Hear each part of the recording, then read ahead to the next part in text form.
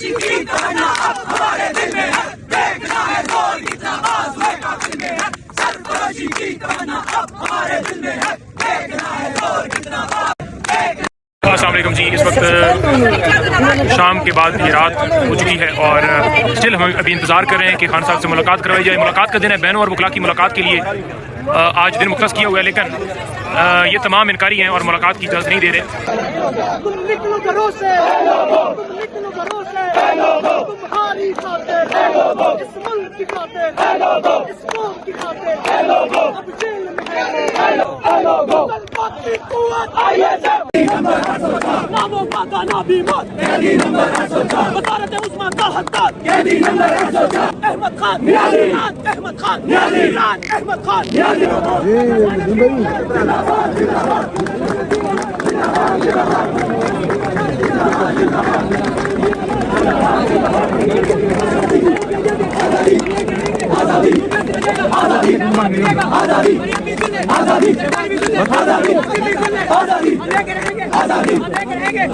जीना होगा मरना होगा, जीना होगा मरना होगा।